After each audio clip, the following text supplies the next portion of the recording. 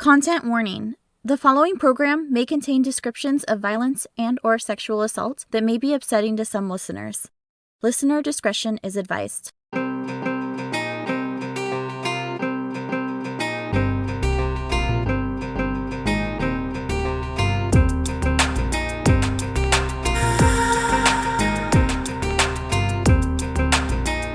The upper left corner of the United States is full of stunning scenery.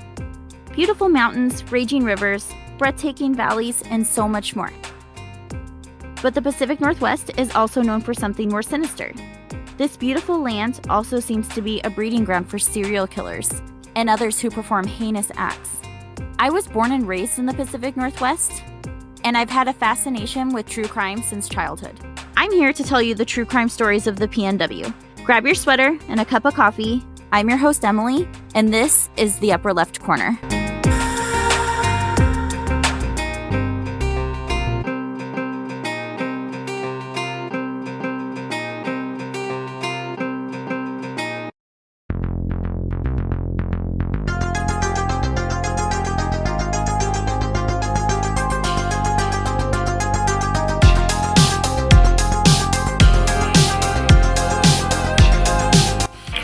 Suburb of Auburn, Washington, a local bank manager named Sue Snow went into her bathroom to finish getting ready for work.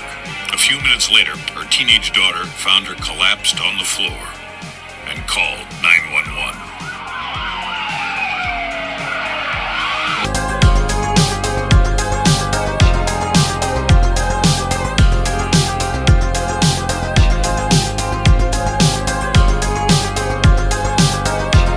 Thousands of bottles checked in the entire region, authorities found only 5 with tainted capsules.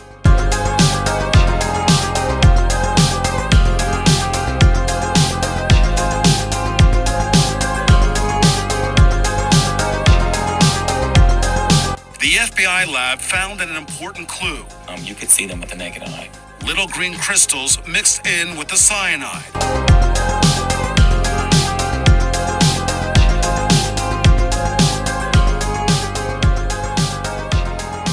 Today, I will be telling you the story of the Excedrin murders. But first, let's head to our PNW town profile. Auburn, Washington is a city that is mostly in King County, with a portion falling in Pierce County. As of the 2010 census, the population was just over 70,000. Auburn is considered a suburb of Seattle and is the 15th largest city in Washington state. Before the non-indigenous settlers arrived in the Green River Valley in the 1850s, the area was home to the Muckleshoot people, who were temporarily driven out by the Indian Wars later that decade. Several settler families arrived in the 1860s, including Levi Ballard, who set up a homestead between the Green and White Rivers. Ballard filed for a plat to establish a town in February 1886, naming it Slaughter for an officer who was slain during the Puget Sound Indian Wars of 1855. I'm adding this word to my list of topics to cover down the road right now. Slaughter was incorporated on June 13, 1891, but it got a much-needed name change in 1893. The state legislature made the change to Auburn after newer residents disliked the name and its connection to the word slaughter, especially since the town's hotel had been named Slaughterhouse. The name Auburn was chosen in honor of Auburn, New York, for the area's shared reliance on hops farming. Some notable people who hail from Auburn are Dick Scobie, who was a NASA pilot and astronaut. He was killed at the age of 46 while commanding the Space Shuttle Challenger in 1986. NFL player Danny Shelton was drafted in the first round of the 2015 NFL Draft to the Cleveland Browns. And finally, my favorite, none other than the crooner of Baby Got Back, Sir Mix-a-Lot himself. Now on to the story. In 1986, Sue Snow was a 40-year-old bank manager living in Auburn, Washington with her new husband of 6 months, Paul, and her 15-year-old daughter, Haley. She had built a nice life for herself, despite dropping out of high school to marry young and giving birth to 2 daughters. She had worked her way up to being a bank manager at Puget Sound National Bank, south of Seattle.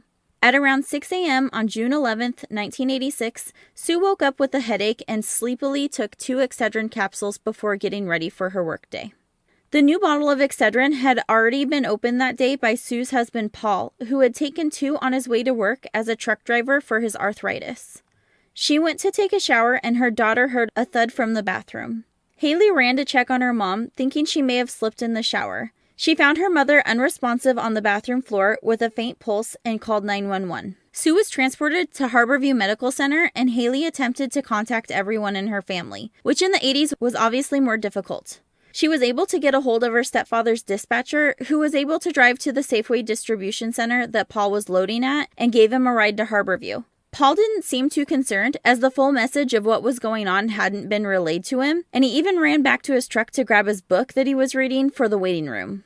Once he got to Harborview, he was acting very casual, until the doctor came to tell him that Sue was brain dead. Haley had been able to get a hold of Sue's twin sister named Syrah, but to Syrah's devastation, Paul decided to pull the plug before she was able to say her goodbyes. She and her husband lived in Colorado and immediately got on a plane to get to Sue, but Paul had decided to pull the plug before she got there. Once they landed at SeaTac, they went directly to her sister and brother-in-law's house. When Syrah got there, she was shocked to see Paul in a Hawaiian shirt and shorts acting like everything was fine. She thought there must have been a mistake. At first, doctors suspected an aneurysm in the brain, but found no evidence of internal bleeding. The symptoms also matched an overdose, but Haley insisted her mom didn't drink or smoke, much less take drugs, so an autopsy was ordered to find a cause of death. During the autopsy, Assistant Medical Examiner Janet Miller smelled the scent of bitter almonds, which is a telltale sign of cyanide poisoning. Lab work would later confirm this. I found this super interesting. Some people are able to detect cyanide by smell, and some people cannot. It's a genetic trait that about 50% of people can detect cyanide by smell, and 50% cannot. Luckily, Janet Miller was in the cyanide smelling category. The focus then became on finding the source of Susan's cyanide poisoning. Sue's family was immediately under suspicion, and they were all questioned about the poisoning. Sue and her husband had been married for only 6 months, and this was his 4th marriage, and he had already had an affair, but they were working through it.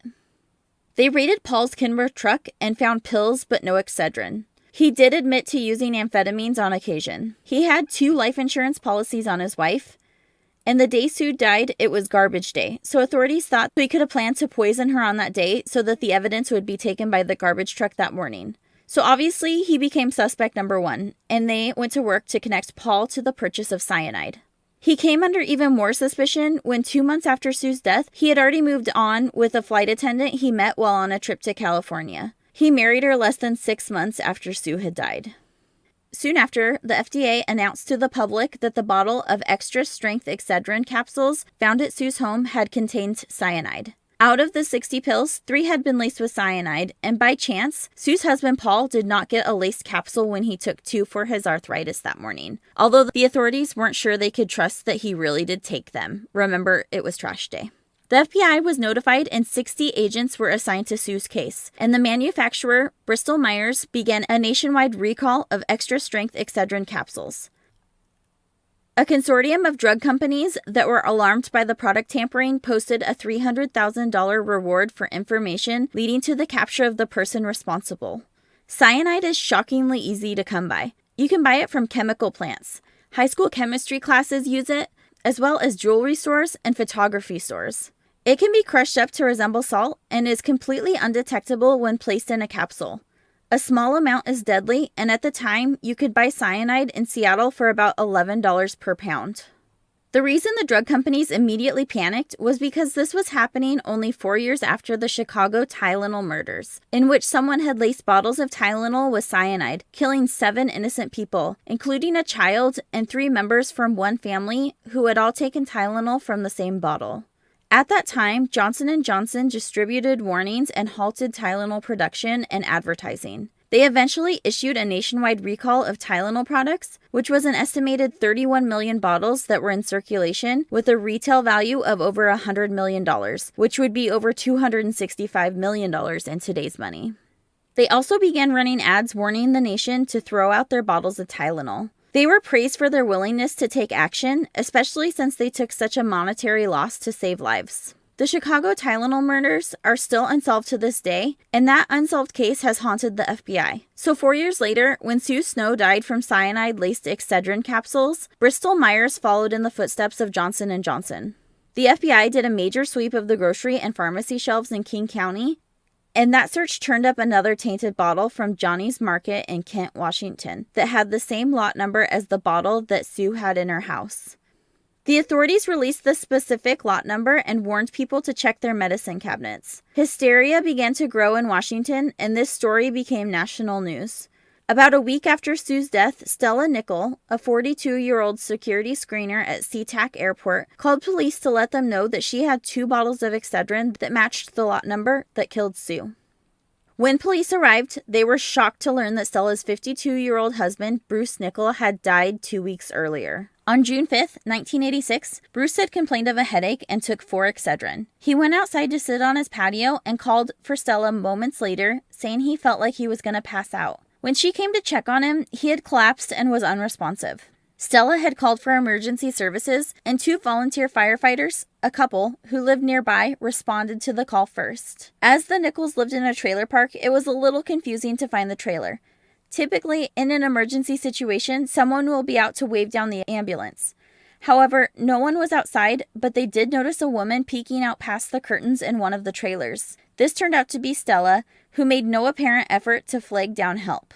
The husband of the paramedic pair even commented, "What the hell is she even doing?" By the time they got to Bruce, he was barely breathing and his neck and face were cherry red. He was taken to Harborview, where he died later that day. His death had been ruled natural causes because Bruce's original autopsy had come back that he had died of emphysema, and at that point he had already been buried. But luckily, Bruce was an organ donor, so a blood sample was kept on hand that they were able to test for cyanide.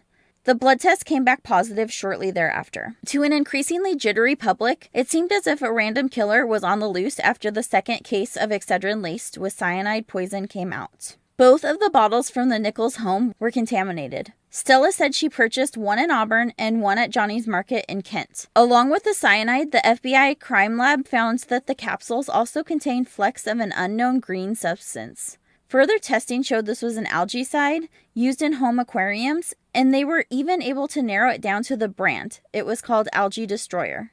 Investigators tried to find a connection between Bruce Nickell and Sue Snow, but came up empty-handed. Initial suspicions were directed at the Excedrin manufacturer Bristol-Myers. Sue's husband, Paul, and Bruce's wife, Stella, filed wrongful death lawsuits against the company. The FDA inspected the Morrisville, North Carolina plant where the tainted lots had been packaged, but no traces of cyanide were found. The press hounded Stella, Paul, and their families, and the police began to get leads from people they referred to as the crazies. One such story that had to be ruled out was a man who had called the tip line and said that he had purchased a bottle of medicine in Ellensburg, Washington, and was then followed by a suspicious vehicle that he said could have been a crazy killer on his way to Spokane. And that when he stopped for another break along the way, another bottle of medicine had been placed in his vehicle, probably by the suspicious driver. This was never substantiated, but this was just one of the many wild leads authorities had to rule out in their investigation to find the truth. On June 18th, Bristol-Myers recalled all Excedrin capsules in the U.S., and on June 24th, a bottle of Anisin 3 laced with cyanide was found at the same pay-and-save store that Sue Snow had bought her Excedrin. Seeing as how another brand was now involved, on June 27th, 1986, the state of Washington put a 90-day ban on the sale of non-prescription capsule medications. But the more they looked into Stella Nickell's past, the more questions they began to have. Stella was born in Colton, Oregon in August of 1943. Stella was the youngest of 5 children born to her mother, Cora Lee, and her abusive father. Her childhood was marred with extreme poverty and abuse. Not long after she was born, her father got drunk and angry and chased his wife and children around to their property while wildly firing his shotgun at them. Luckily, no one was injured, but that was the final straw in the marriage. Stella doesn't even have a memory of her father. After the divorce, her mother went to work at the local mill. This was just after World War II had ended, and her mother was the only woman to work at the mill. This left all of the children to fend for themselves during their mother's long shifts. Not long after she had started, one of the siblings had a mishap while preparing food that caused a cooking oil explosion. 5-year-old Stella was burned badly. She stayed at a Portland hospital for months as she underwent several skin grafts and recovered. Her mother later landed a job with a trucking company as a driver and eventually married the owner. Not long after, Stella's baby brother Joe was born. This marriage became abusive as well and ended in divorce. In 1953, Tragedy struck the family again when Cora Lee went out berry picking to provide for her family. 10-year-old Stella began to cook a meal on the stove, and yet another mishap with the oil occurred. This time, the whole kitchen caught on fire. Baby Joe was sitting in his high chair, and in a panic, he was left in the burning room. Joe passed away, and Stella and her sister were hospitalized for burns. Stella was heartbroken and felt responsible for her brother's death. By the age of 16, Stella gave birth to her daughter Cynthia, and 2 years later, she gave birth to a son that she gave up for adoption. She went on to marry a man named Bob Strong and moved to Southern California with him. In November of 1966, she gave birth to her second daughter, Leah. For some reason, she had a very strong attachment with her firstborn, but with Leah, it was a different story. She fell pregnant soon after the birth and opted for an abortion, as she didn't want any more children, and her husband would later say he was fine with it because he didn't think the baby was his anyways.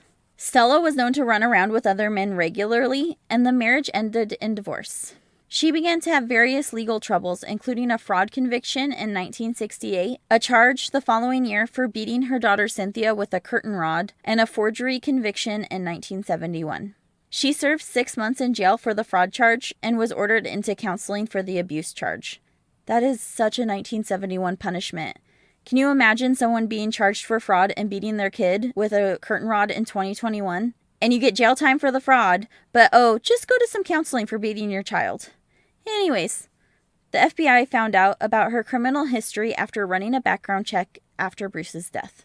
Stella met Bruce in 1974. He was a heavy equipment operator with a drinking habit that was said to have suited Stella's lifestyle. In fact, when describing Stella, a neighbor characterized her as a washed-up honky-tonk girl.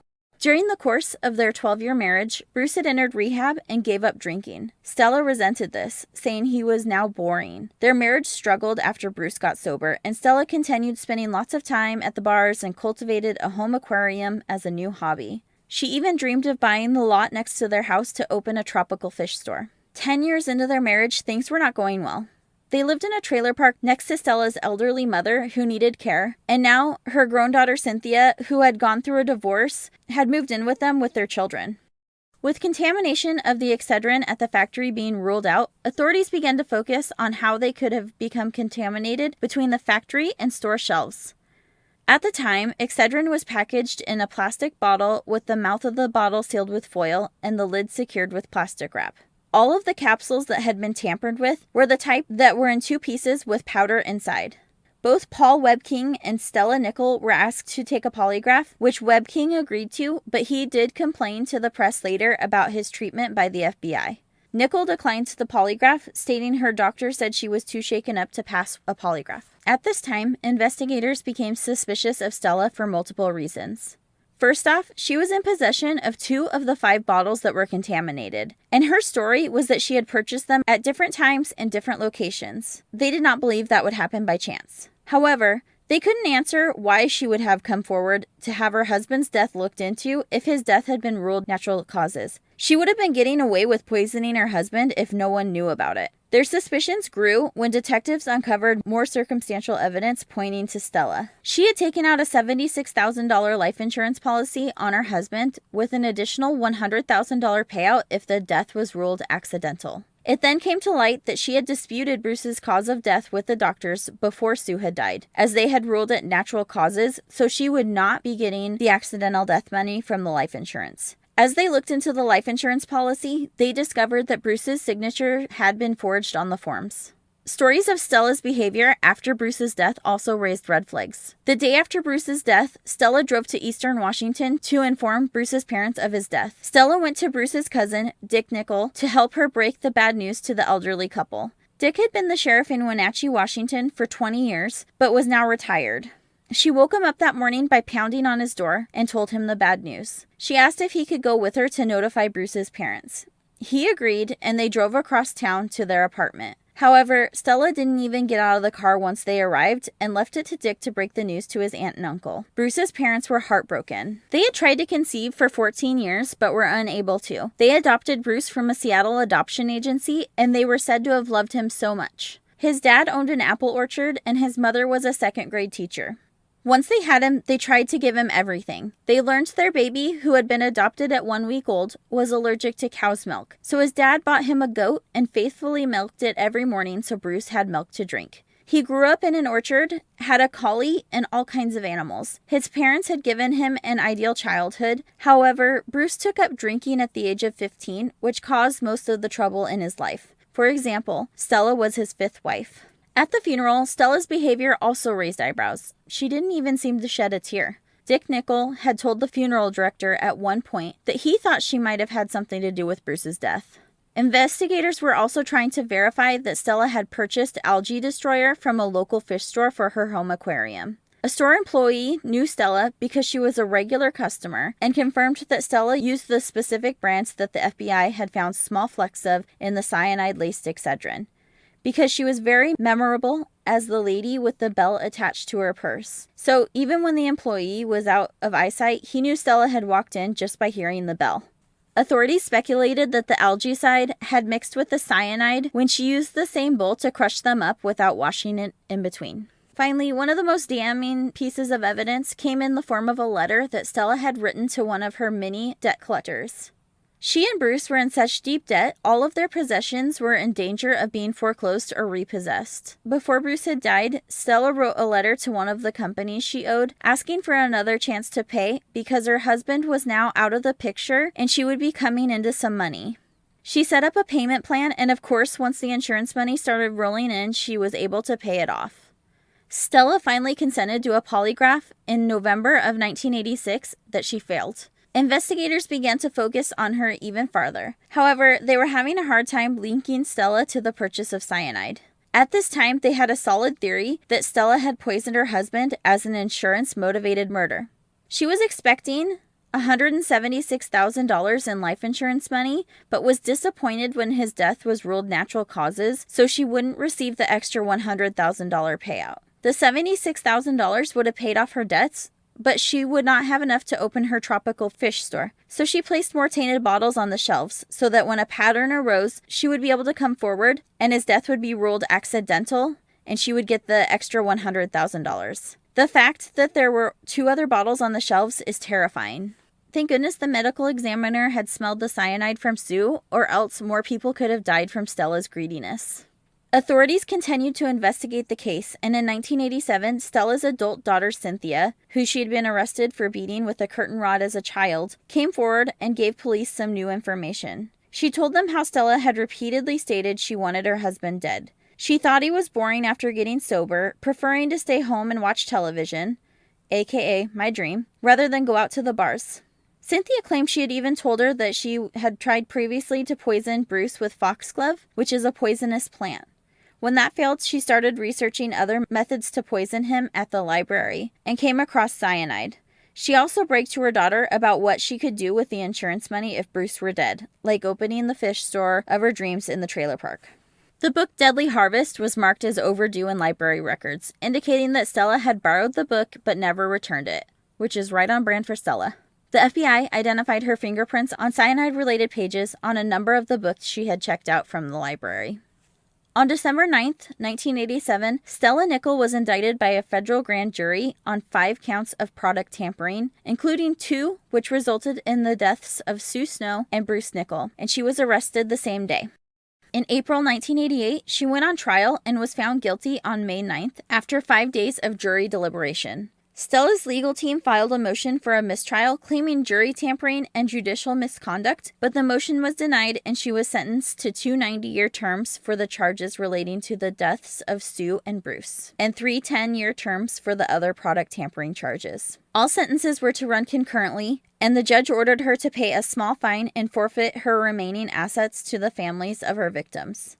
Stella continued to maintain her innocence after her trial. She filed an appeal based on jury tampering and judicial misconduct issues, which was rejected by the U.S. Court of Appeals for the Ninth Circuit in August of 1989. A second appeal began in 2001 with the assistance of the Innocence Project and 2 private detectives.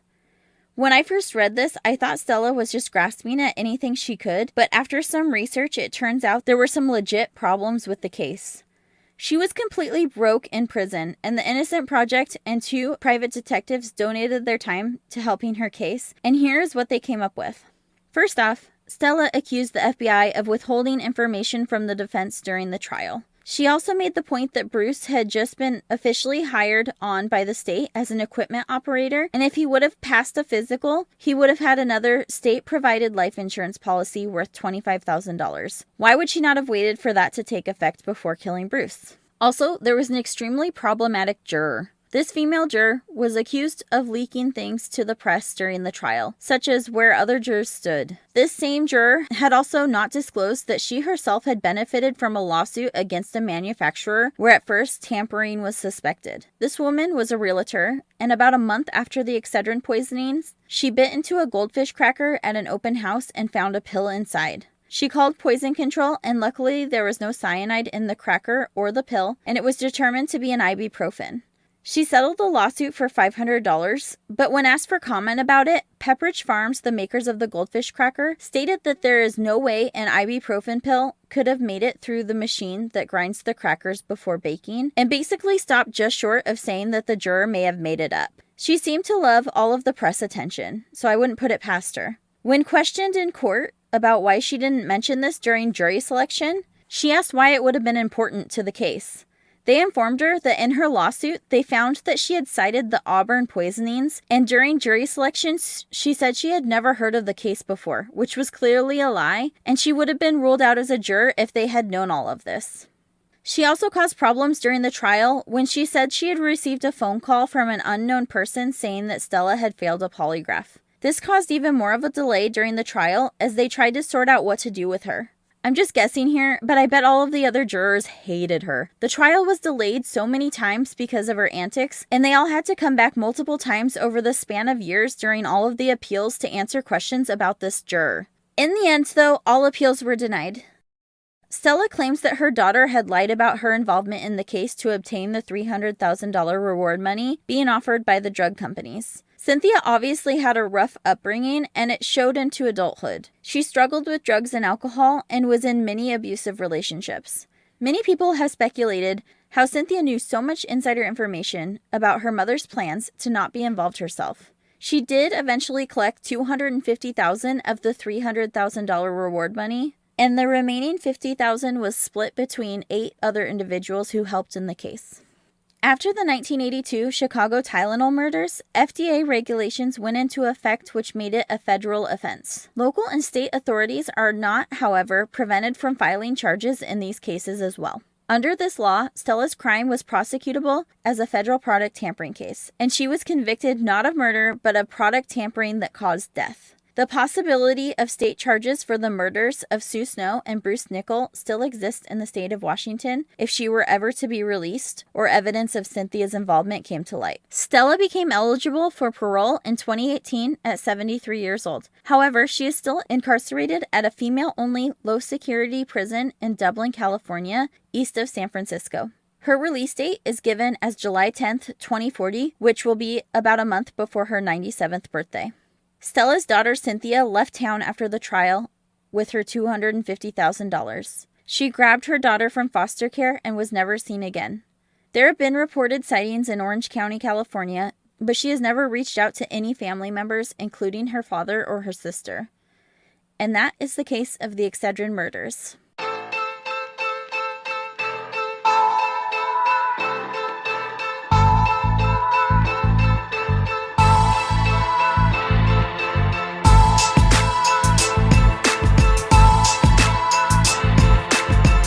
This week's wine that I paired with my true crime is Killer Red Syrah, out of the Columbia Valley of Washington. Killer Red Syrah opens with aromas of raspberries and huckleberries with subtle notes of spice and smokiness. This leads to a broad, bright palette of wild blueberry to dark plum with hints of leather and smoky meats. The Killer Red Syrah pairs well with grilled red meats and pork along with more flavorful red sauce pastas. I'm adding flank steak to my click list right now. Cheers, and thanks for listening.